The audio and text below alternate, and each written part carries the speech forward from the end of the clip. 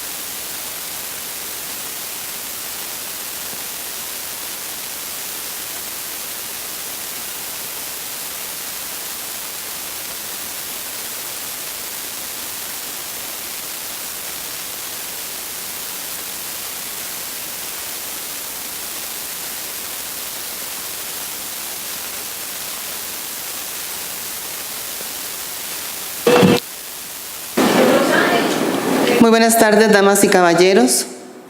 Un gusto de nuevo tenerlos con nosotros después de la maravillosa visita que hicimos a la Corte Interamericana de Derechos Humanos.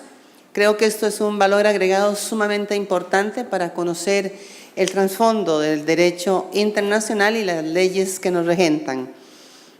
A la hora del coffee break voy a servirme darles una información detallada sobre la visita al Centro Penitenciario La Reforma, la unidad de Reinaldo Villalobos.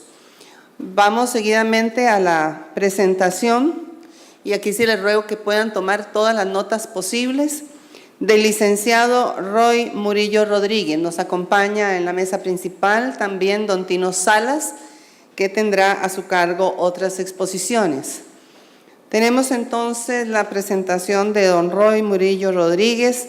Él es juez de ejecución de la pena y profesor universitario de Derecho Penal y la maestría de doctorado en Derechos Humanos de la Universidad Carlos III de Madrid, a quien recibimos con un fuerte aplauso. Muchísimas gracias por estar con nosotros, licenciado.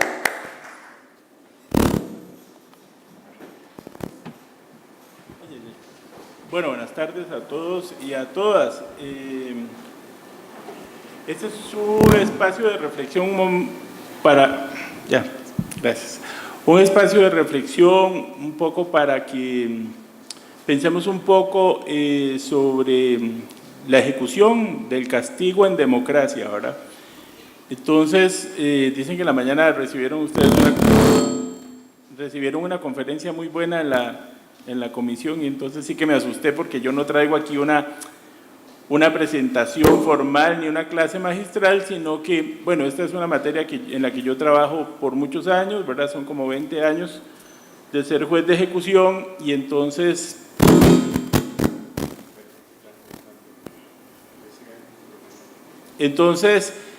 pues digamos, la práctica y la experiencia de tantos años hace que uno no tenga que preparar un documento tan, y además yo soy así por naturaleza informal, y entonces más bien me cuesta mucho y me trabo si traigo aquí un documento de lectura que además los dormiría más rápido de lo que los podría dormir de la otra forma. Entonces, relájense, se pueden ser más cerca, más lejos, como quieran, interrumpirme en el transcurso de la reflexión, si tienen alguna pregunta sobre la materia, alguna duda, por más que les parezca.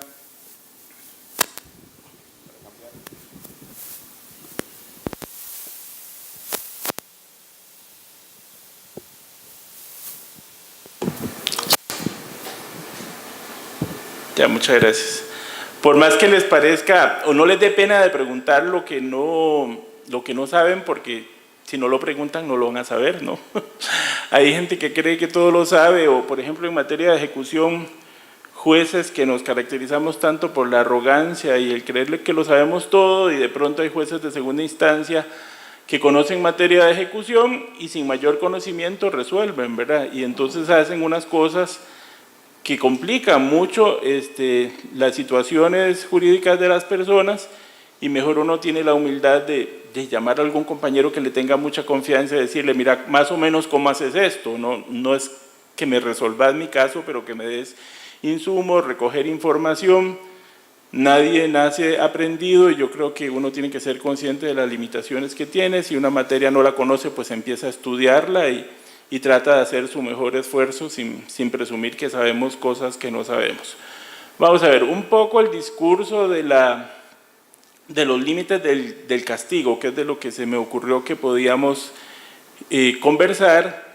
Tiene que ver, bueno, cuáles son los límites del castigo en una democracia, porque no es lo mismo el control o la ejecución penal y el sistema de justicia penal en un régimen no democrático que en uno democrático. ¿Por qué? Porque la democracia es un sistema de organización sociopolítica autolimitado.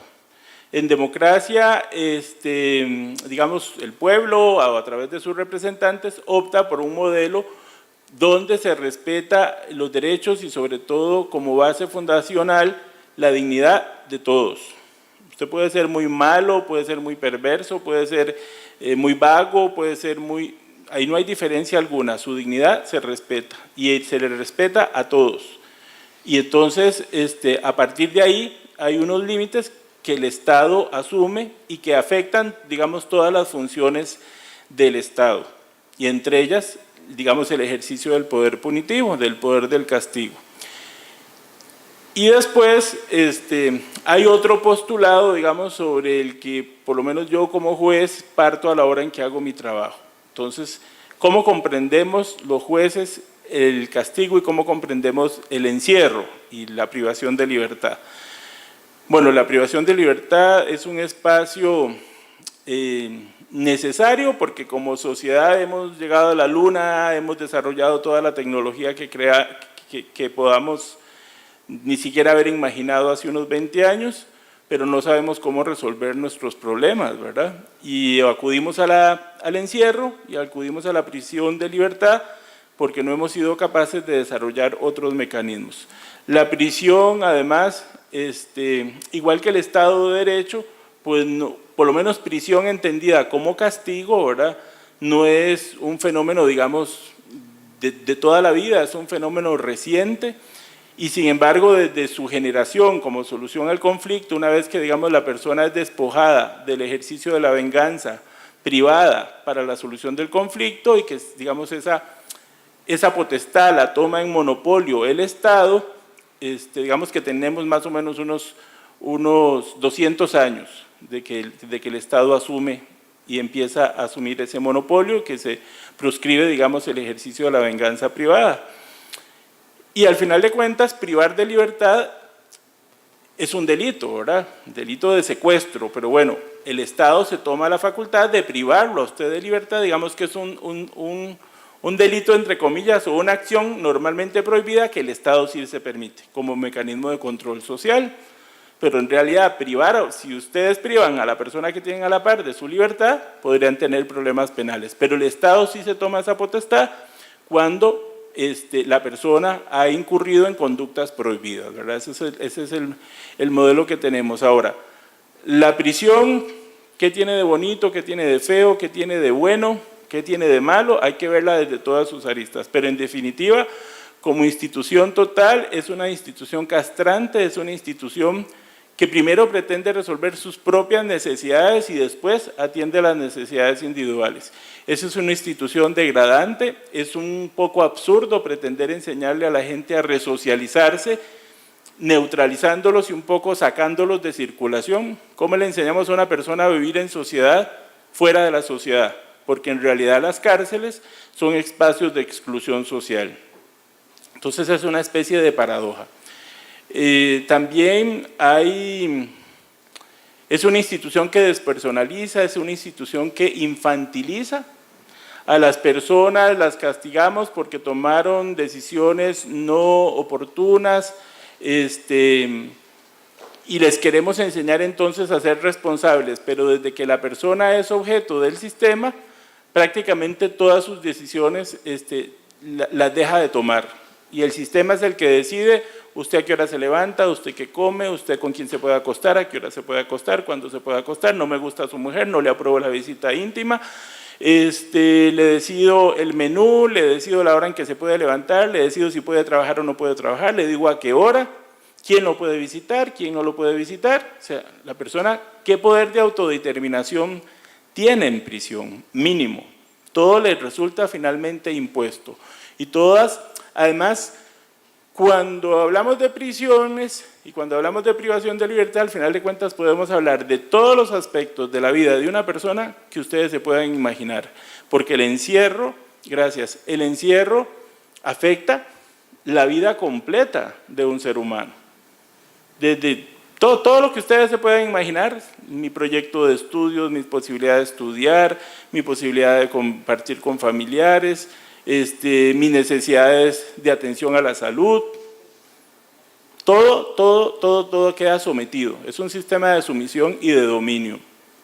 Entonces, yo antes hablaba muy mal de la prisión sin excepción y he aprendido a hacer excepciones con el tiempo. Hay gente que vive tan mal afuera,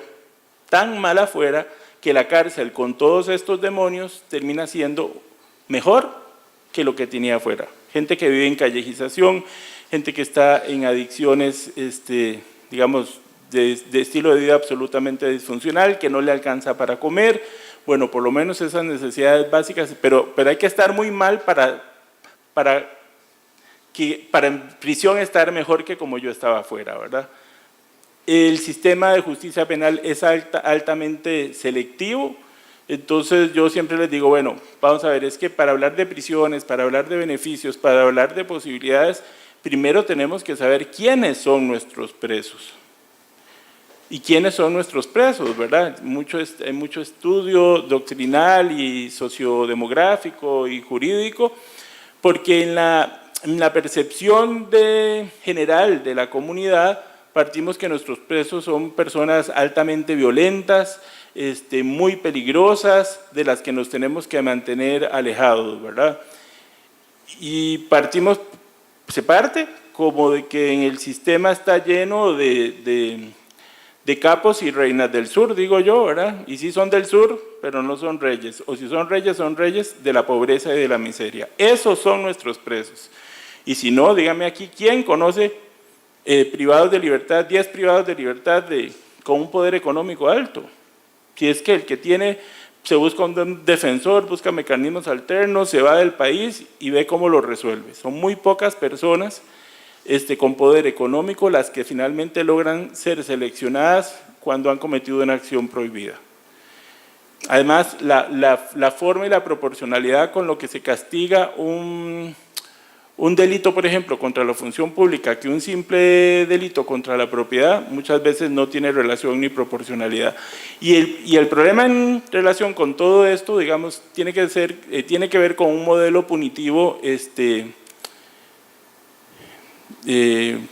desbordado, un sistema punitivo que no respeta la proporcionalidad en el castigo, un sistema punitivo que es una locura, ¿verdad? Para empezar, como sanción prioritaria para todos los conflictos penales, tenemos el encierro. El Estado, si ustedes se leen el Código Penal, pues en el 95% la opción es el encierro. Y los jueces no tenemos otra opción, porque a los jueces nos vincula el principio de legalidad.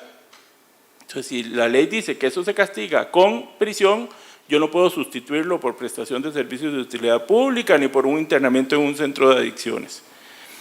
Entonces se necesita un abanico de sanciones alternativas, un abanico de sanciones diversas, un abanico de sanciones mucho más amplias y que en cada caso el juez pudiera, eso sí es exigirle al juez que haga un ejercicio de justicia en el caso concreto. Y para colmo de males, por ejemplo, la imposición del mínimo penal, el mínimo por el que se puede castigar, y con unos mínimos altísimos, por ejemplo en delitos contra psicotrópicos, Entonces, se puede acreditar en el caso el combo de vulnerabilidades que ustedes puedan encontrar y al final la pena de cuánto es, de 8 años. Y si aceptó un abreviado, 5 y 4. Y por más condiciones adversas que esa mujer haya tenido, por ejemplo, para incurrir dentro de un ciclo de violencia, de dependencia, de pobreza extrema, la pena es 8 años. Y no hay nada que discutir, que normalmente en psicotrópicos se impone ya esos 8 años. Si ya yo impuse el mínimo, no tengo que entrar a una argumentación jurídica profunda de por qué en ese caso la pena es la mínima, porque ya puse la mínima. Entonces, dentro de todo este desorden de ideas, voy a ver si me ordeno un poquito. Un poco lo que quería decirles era como la plataforma, los presupuestos sobre los cuales pues yo hago mi reflexión de cómo se debe castigar en democracia y cuáles son las disfunciones del castigo, cómo alcanzar la finalidad legal, formal, resocializadora de la pena, ¿verdad? Y un poco, pero dejando eso al margen, nada más les digo, al que le interese un poquito el tema de cuáles son las funciones del sistema de justicia, cuáles son las funciones reales, formales, pero hay otras funciones para las que el sistema sirve, aunque formalmente no esté, digamos, dentro de la propuesta teórica. Hay un autor que yo siempre utilizo mucho en la universidad, que me gusta mucho, que es Emiro Sandoval Huertas. Tiene un libro que se llama Penología y otro Derecho Penal, y él trata con mucha profundidad todo lo que son las funciones formalmente no declaradas de la pena, de las que yo creo que tenemos que ser conscientes a la hora en que evaluamos, digamos, el castigo, siendo conscientes de cómo disminuir o atenuar estos efectos accesorios o no formales que finalmente la sanción tiene, porque definitivamente la cárcel, mal entendida, mal manejada, mal dirigida, en lo que se convierte es una escuela del crimen, o es una escuela de delincuencia. Entonces las personas entran a la cárcel y salen peor de cómo entran. Entonces, ¿qué es lo que estamos haciendo? Y la cárcel, que ontológicamente siempre ha sido, digamos, perversa y cuestionada, siempre se resuelve los problemas de la cárcel. ¿Con qué se han resuelto en la humanidad en los últimos 200 años? Con más cárcel. Como la cárcel no resuelve el problema del delito, entonces hay que poner más cárcel, hay que aumentar las penas. De 25 pasamos el máximo legal en Costa Rica a 50. Había beneficio de descuento durante toda la ejecución y lo limitamos, y ahora solo a partir de la mitad de la pena. Entonces la gente ahora, por el mismo castigo, permanece más tiempo en la cárcel. Y una resistencia y una incomprensión a todo lo que sea procesos de deliberación o de, digamos, de incorporación anticipada. Dichosamente, las normas internacionales establecen que las personas tienen derecho a retornar a la sociedad anticipadamente, paulatinamente, no de una forma abrupta. Entonces eso hace, digamos, que los beneficios administrativos y penitenciarios tengan una base de derecho internacional a la que la ideología nacional tiene que respetar, porque si no existiera otras normas, probablemente la propuesta sería mano dura y pura y que no haya beneficios, ¿verdad? Pero lo que hay es incomprensión de que, vamos a ver, primero, todos nos equivocamos. Segundo, todos merecemos una oportunidad. Y tercero, para el Estado es más ventajoso asegurar cierto tipo de beneficios que nos aseguren el acompañamiento en el egreso de la persona, que sencillamente abrirle la puerta y vaya, haga lo que quiera, ya yo no tengo ningún poder de ninguna relación con usted porque su pena está cumplida y que le vaya muy bien.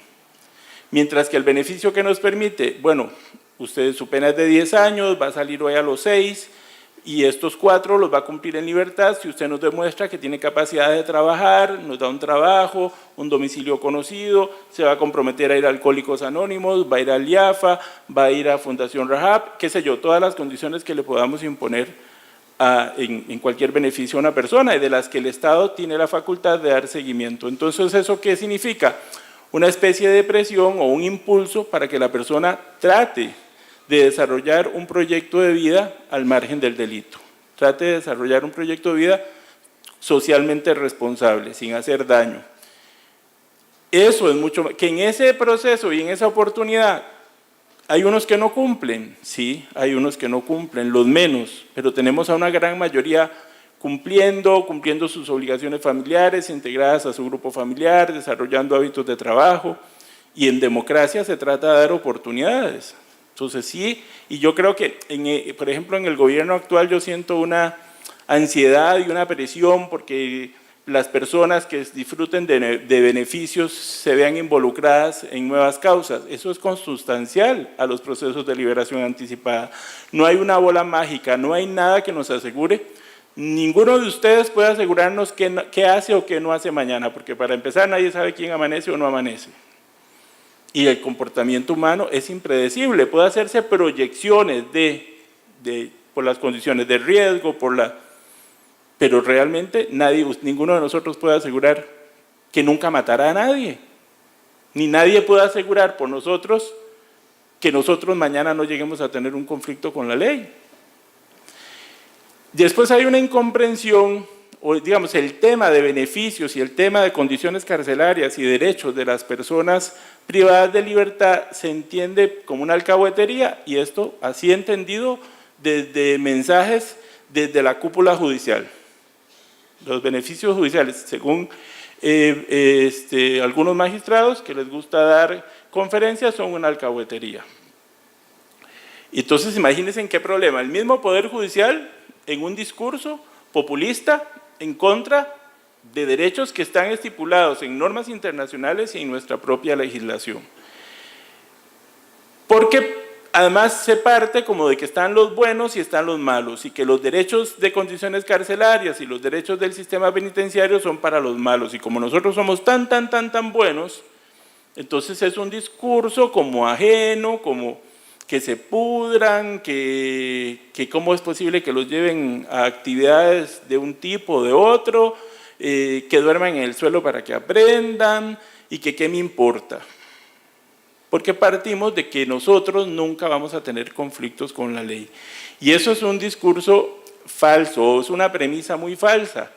Vean ustedes al magistrado que recién fue destituido, que ahora tiene un montón de causas pendientes y era magistrado. Vean a ustedes expresidentes de la República que han estado presos. Y no sé, cada uno en sus historias de vida conocerá, yo les puedo hablar de jueces presos, de fiscales presos, de defensores presos, de sacerdotes presos, de profesores de educación física presos, abogados hay un montón. Si ustedes son abogados, las posibilidades de que lleguen presos son muy altas, más que las de la población común. Abogados presos, maestros presos, todos podemos llegar a la prisión. Doctores presos, de todo, enfermeros presos, de todo. O sea, no hay nadie que esté salvado del encierro. Entonces, el discurso de cárceles decentes, de cárceles respetuosas de la dignidad humana, debemos de entenderlo, esas garantías no como una garantía de los que están ahí, es una garantía de todos los que estamos acá y de los que están del otro lado del muro, porque en realidad todos somos candidatos para justa o injustamente, con razón o sin motivo, quedar también de ese otro lado. Entonces, que yo como ciudadano sepa que si por alguna razón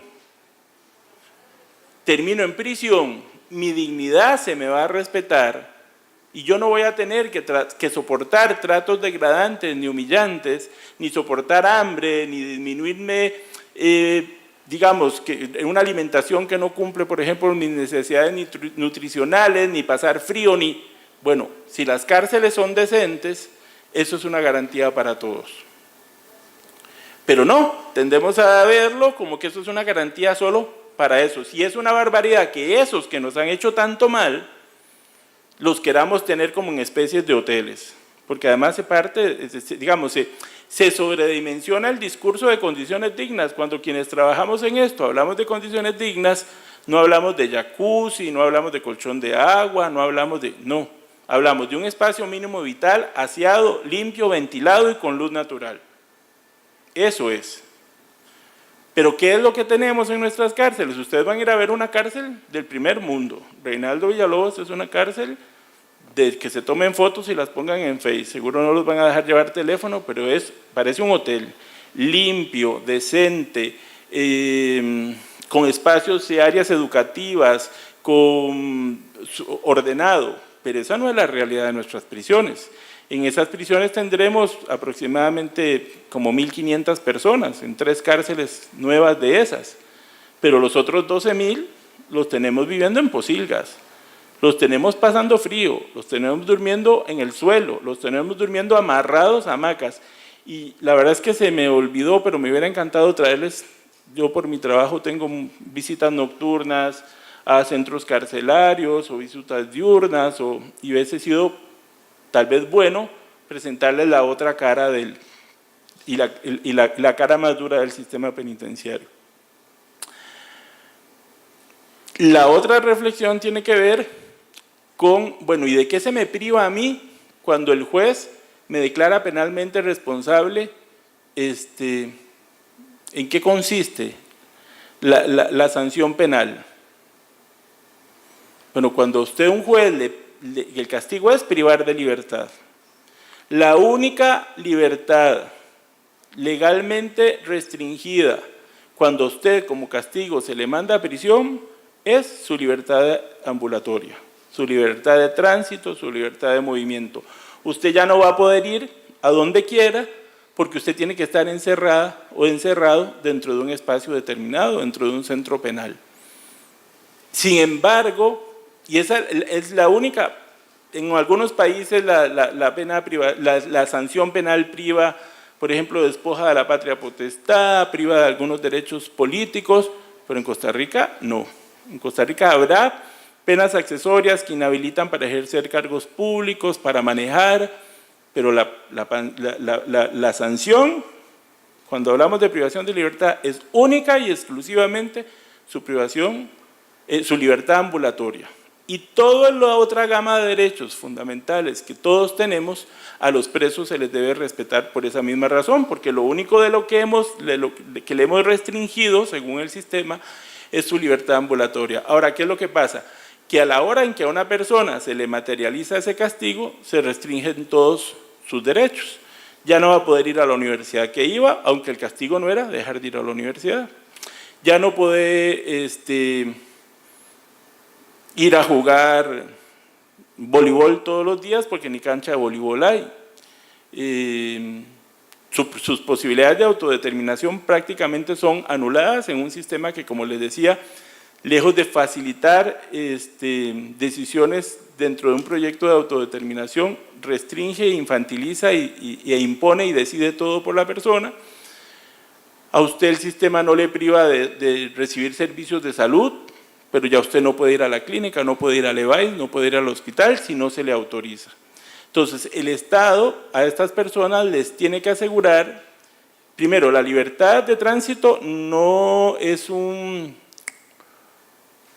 bien que pueda ser restringido en lo absoluto. La persona se le disminuye en su espacio de circulación, de movimiento, pero usted no puede inmovilizar a una persona, ni siquiera aislarla después de cierto tiempo. Ya el aislamiento, la ubicación en cuartos, en celdas unipersonales resulta inconstitucional. Entonces, digamos, en absoluto la libertad de tránsito no se puede restringir. Pero además se le debe asegurar todo el resto de derechos y el Estado tiene que hacer un esfuerzo. De hecho, el papel del juez cuando se alega restricciones de derechos más allá de los limitados por sentencia, tiene que entrar en un análisis de proporcionalidad de necesidad y determinar, bueno, esa persona no pudo seguir yendo a la Universidad Latina donde estaba estudiando psicología. Hizo la solicitud para que lo lleven todos los días a psicología porque ese derecho no estaba restringido y el sistema le dice, mire, no señor, aquí tenemos posibilidades de que usted estudie, aquí están las carreras que con la UNED tenemos coordinadas, si usted consigue otra universidad que le venga aquí a dar su profesor el curso, podría ver si se le habilita, pero usted no lo podemos llevar todos los días a las clases de la Latina a psicología porque no hay vehículos para llevar a todo el mundo todos los días, ni guardas, ni custodios, ni gasolina, y no tenemos esa capacidad. ¿Es una libertad, es una restricción entonces arbitraria? No, es producto de la materialización o de la ejecución de su pena legítimamente impuesta, que es la privación de libertad. Como consecuencia de usted estar privado de libertad, se va a dar la disminución de otros derechos que si son necesarios que se disminuyen para seguir ese, son legítimos, pero que si no lo son, sino que sencillamente son, porque a veces pareciera que entendemos que a la gente no se le priva de libertad como castigo, sino que se le priva para castigarle. Y ahí es donde entonces hay que hacer una, digamos, una diferenciación. Su castigo es estar privado de libertad. Ese es su único castigo. Entonces tenemos que ver cómo le aseguramos estos otros derechos, como educación, trabajo, tener un oficio, recreación, cultura, todos los derechos. Por ejemplo, ustedes creen que una persona esté presa y se quiere casar y que el sistema le diga que no se puede casar. ¿Será válido que el sistema les diga que no se puede casar? No. Entonces, bueno, se puede autorizar, se pide el permiso y usted se puede casar en la cárcel y ahí usted se hace su fiesta. Y no se preocupe, también se puede divorciar. Entonces, no hay problema, ¿verdad? Pero sí, o por ejemplo en Costa Rica durante muchos años, sin que la ley estableciera esa consecuencia, los presos no podían votar. Y usted preguntaba, ¿pero por qué no puede votar? Ya, porque está preso. Y todos nos quedábamos un poco, ya, y si está preso, no se puede. Hasta que a alguien se le ocurrió, vamos a ver, las personas privadas de libertad son agentes políticos activos, tienen el derecho a votar, y vamos a hacer un esfuerzo institucional, porque además es muy fácil, hacemos mesas electorales en cada centro penitenciario y votan, y así lo hacen, y entonces por lo menos los candidatos van a las cárceles en campaña y en precampaña, después no vuelven, pero por lo menos van en campaña, ¿no? Y ahí pulsean sus votos, ¿no? Entonces, a veces como que vemos como natural limitaciones que en realidad, si nos ponemos a pensar, no se justifican en democracia. Que el sistema, que en la cárcel, por ejemplo, hay mucho movimiento, y circula mucho la población por una u otra razón. Usted estaba inscrito en esta mesa electoral y lo pasaron de Alajuela a San Carlos, no va a poder votar, y no va a poder votar porque usted se movió y no comunicó no le dio tiempo de comunicar el cambio de mesa electoral, como cualquiera de nosotros que por alguna razón nos cambiemos de domicilio y no informamos, hay una fecha límite, no informamos, no podemos votar, punto. Sí, pues no se puede asegurar el derecho, pero hay una razón específica que justifica aquello. Y mire cómo hemos ido evolucionando, por ejemplo, en democracia, en una sociedad más incluyente, más decente, más sólida, que hoy, por ejemplo, ya no solo tenemos mesas electorales en los centros penitenciarios, sino que en esta última elección se constituyen mesas electorales en los hospitales psiquiátricos. Entonces, tanto en el Hospital Nacional Psiquiátrico como en Capencol, que es donde están las personas con enfermedad psicosocial, en conflicto con la ley, o sea, por orden judicial, ellos pudieron también ejercer su derecho al voto. Entonces, un poco es tener la disposición y la mentalidad abierta para tratar de comprender, de entender y de tener, digamos, la sensibilidad desde democracia de cómo asegurar el ejercicio de derechos a la mayor cantidad de la población, porque eso es lo que hace una democracia legítima.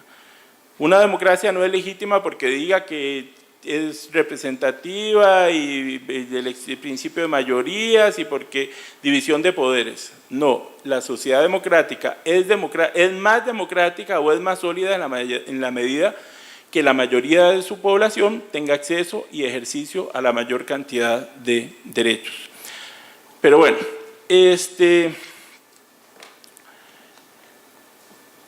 del plano teórico al plano real de las prisiones hay una diferencia abismal.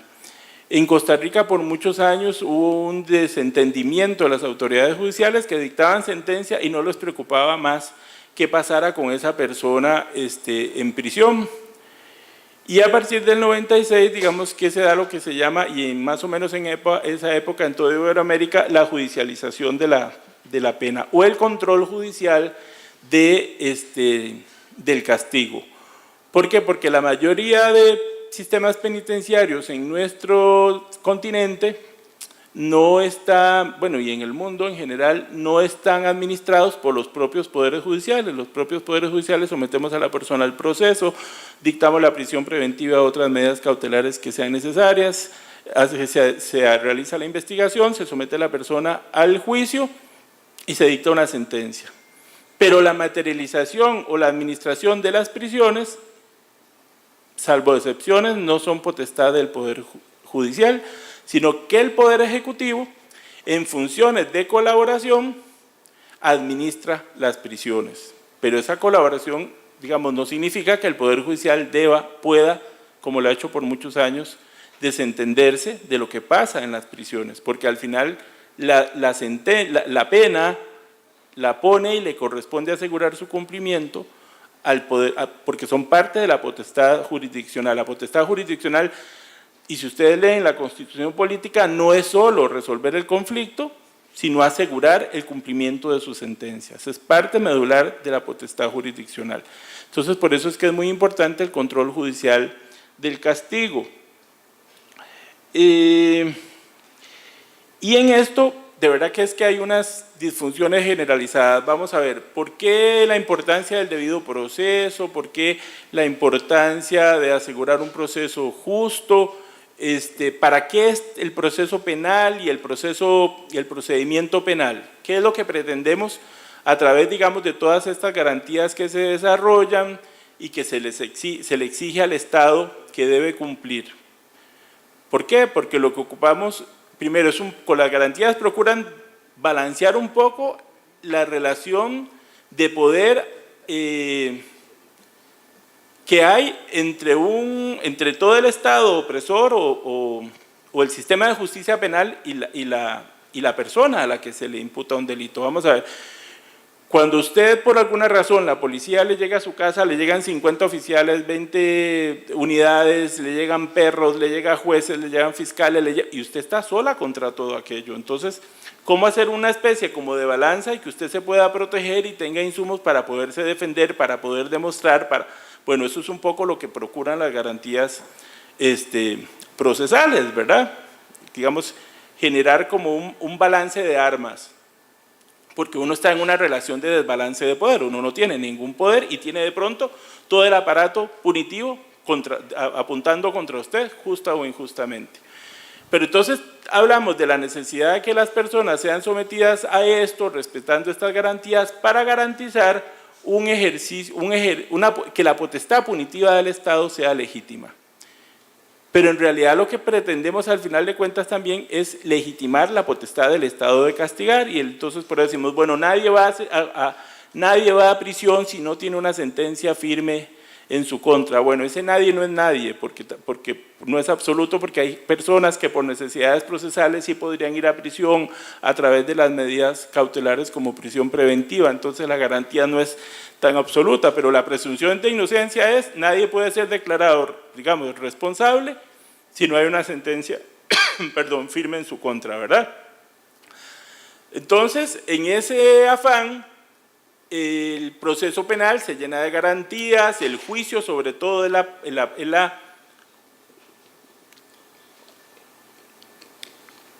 digamos, es el momento procesal donde en su máxima dimensión se cumplen todas las garantías. Si no tiene español, le ponemos un intérprete, si habla lenguas de aborígenes, se le pone un intérprete y un perito antropológico, y pruebas químicas, y pruebas médico-forenses, y psicología, y peritos, y todo lo que ustedes quieran, todas las garantías que se puedan imaginar, tribunal colegiado, defensor público o privado. Se cumplen todas las garantías en la fase del juicio y la persona es sentenciada y todas esas garantías se desaparecen. Si no sabe hablar español, mijito, aprende en la cárcel. Ve a ver cuándo le damos a un psicólogo. Tal vez lo llevamos al médico. ¿Lo valora para llevarlo al médico un policía que no sabe de medicina? Más nada que sus propias identificación de sus patologías, probablemente. Y a él le toca decidir si esa persona hay que sacarla o no sacarla para que el médico lo vea. Y así por el estilo, o sea, se da un vaciamiento absoluto de las garantías. Hay un autor que se llama Borja Mapelli, un autor español, que hace una representación simbólica muy interesante para un poco uno comprender eso. Y él lo que dice es que el proceso penal es una especie como de herradura o una especie de U. Entonces, en el centro está el juicio y ahí se concentran todas las garantías. Pero en los extremos, en la primera etapa, que es la investigación, y en la última, que es la materialización o ejecución del castigo, las garantías prácticamente no existen. Están completamente disminuidas.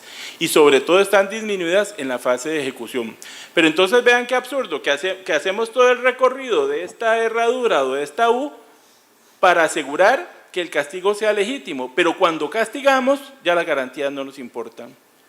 Cuando tenemos a la persona sometida a un sistema de control absoluto, de dominación absoluto, donde usted, vamos a ver, si ustedes lo agarran en prisión y lo sopapean y lo torturan, ¿cómo puñetas hace usted para llegar su denuncia a un juez o al Ministerio Público? ¿Cómo hace? Primero, recupérese de sus lesiones si lo dejaron vivo. Y mire, y estamos hablando de... A veces creemos que vivimos en la Suiza centroamericana, que cada vez es menos suiza y más centroamericana, y creemos que aquí no pasan estas cosas, que aquí no hay torturas, que aquí no hay malos tratos. Joel Araya, ¿era el que se llamaba? ¿Ah? El que mataron, y ya ha ido 2 veces a juicio, y se sabe que lo mató la policía penitenciaria, pero no se sabe quién. Eso pasa en Costa Rica. Eso pasa en Costa Rica. Entonces no son realidades ajenas, no son problemas de otros países, porque es que de verdad nos creemos suizos a veces. Y no. Entonces, esa es la importancia, digamos, de tratar de contrarrestar esas disfunciones, de resolver esos problemas, de subsanar esas situaciones, porque mañana los que podemos ser objeto de tortura, los que podemos ser objeto de maltratos, los que no tenemos cómo resolver y a quién comunicarle la denuncia, porque la puedo escribir y se la doy al policía a ver si la manda o no la manda, recibido difícilmente me va a dar. Que me quieran llevar a la fiscalía, bueno, probablemente si yo tengo visita y los domingos va a venirme a visitar a alguien y yo estoy todo morado y todo golpeado y sangrando, me van a llevar porque es que en visita va a llegar alguien que me va a ver y lo va a poder ir a denunciar. Pero si usted es extranjero y no lo visita nadie, o si usted es una mujer pobre que su familia es de la zona sur y que su familia no la puede venir a ver más que si acaso una vez al año porque no le alcanza para pasajes y el tiempo que significa venir a ver su familiar, desde Corredores a San José, donde está la única cárcel de mujeres. Entonces, digamos, y hay vulnerabilidades de vulnerabilidades, y hay gente especialmente vulnerable.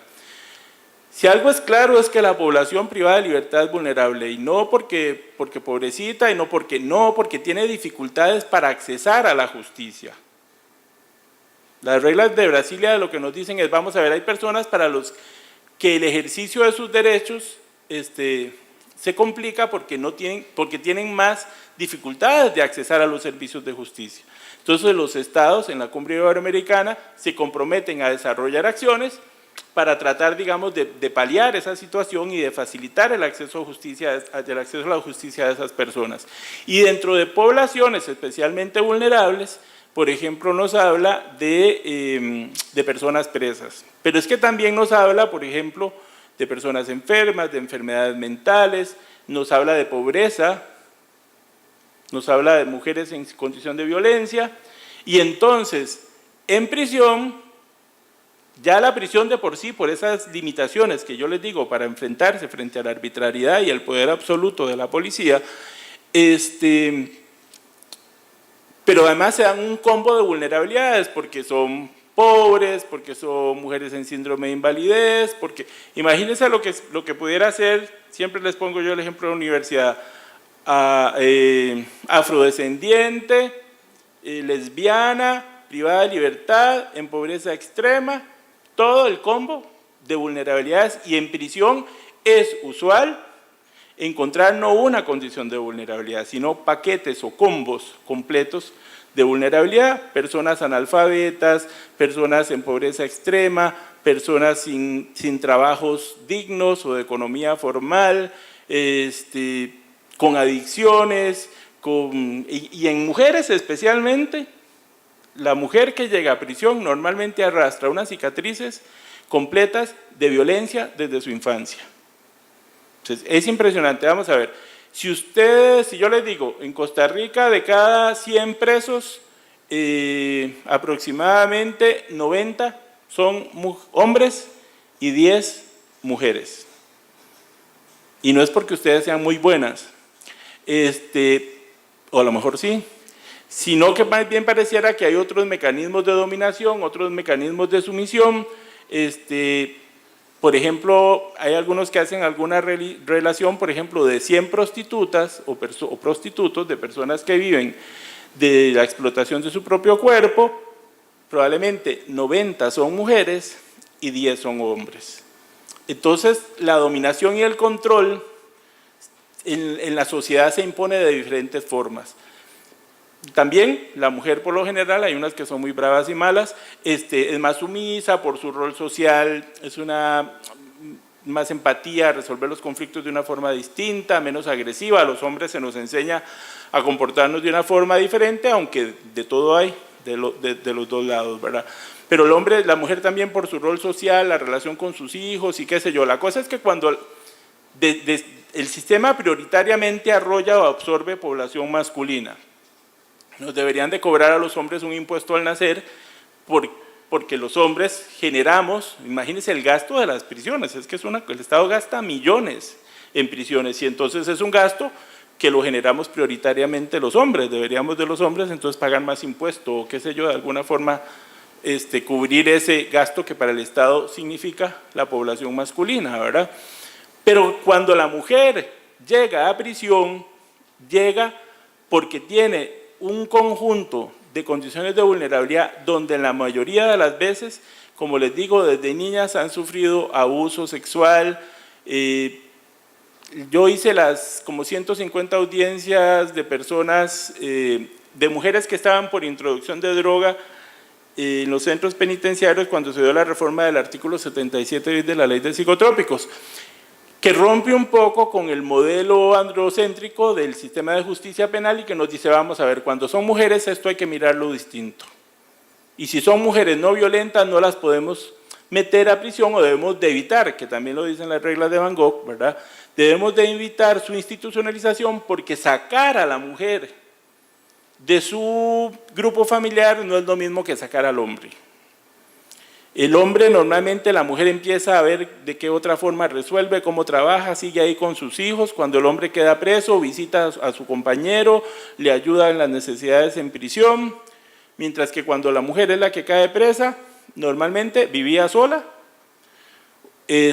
normalmente tenía hijos de varios papás que nunca asumieron su responsabilidad, no hay otra persona que se pueda quedar al cuidado de esos niños y se da la ruptura, la desintegración familiar, esos niños para orfanatos o a vivir en la calle y se empieza a generar un ciclo de más violencia. Entonces, la figura de la mujer, por los roles sociales y demás, ustedes podrán decir que es muy machista o que no, pero en la realidad la figura de la mujer y el rol que cumple en el grupo familiar es muy importante y sacar a esa mujer de ese entorno debemos de evitarlo porque es más violencia la que se produce. Ahora, si la mujer es altamente violenta hay que sacarla, pero si no lo es, debemos entender de que el Estado tiene que ejercer todas las acciones que se permitan para evitar la institucionalización. Entonces, cuando se hace la reforma del 77 bis, que tiene el defecto de que solo se dirige a mujeres por introducción de drogas a centros carcelarios, y que tenemos todas las que están por narcomenudeo con las mismas condiciones de vulnerabilidad y el mismo perfil sociodemográfico, y el Estado solo atiende las de introducción por una cuestión ahí muy particular que si ahora nos da tiempo la terminamos de explicar, pues cuando nosotros hacemos las audiencias del 77 bis que atiende a soluciones alternativas al castigo cuando exista condiciones de vulnerabilidad, de violencia, de pobreza, de enfermedad, al principio decíamos, pero ¿cómo vamos a...? La ley permitía o permite que a través de la revisión se baje la pena o se establezcan penas alternas, pero de pronto nos metió a los jueces de ejecución y dijo, y los jueces de ejecución también lo podrán hacer. Entonces vamos a ver, yo no puedo aplicar un rebajo de una pena, eso es materia de revisión, pero la ley sí me permite sustituir una sanción, cuando bajo los mismos presupuestos que permiten rebajar la pena, pero la rebaja la sala tercera, que es la que conocen exclusiva de revisiones, pero yo la puedo sustituir. Entonces, primero dijimos, bueno, ya, y aquí eran como 150 mujeres. ¿Qué hacemos? ¿En qué momento? ¿Y cómo se van a hacer estudios sociales para 150 mujeres que viven en todo el país? Porque la población femenina, desgraciadamente, está concentrada en el área, en desamparados, y solo hay 2 trabajadoras sociales. ¿A qué hora hacían 2 trabajadoras sociales 150 estudios por todo el país? Entonces empezamos a ver si coordinábamos y con trabajadores sociales de todo el sistema penitenciario, y de pronto me acuerdo que Ana Garita, que era la ministra de Justicia, pero ¿de qué están hablando? ¿Informe social para qué? Si ahí está la información en el expediente, en su entrevista de ingresos sabemos quiénes son, en las valoraciones que ya se han hecho, podría desprenderse quiénes son, veamos el expediente, si se acreditan esas condiciones, con eso resolvemos, y si el expediente no nos da información, pues tendremos que mandar a hacer un trabajo de informe social, una visita. Pues mire, de 150 aproximado, no se hicieron ni 10 informes de trabajo social, porque la pobreza era evidente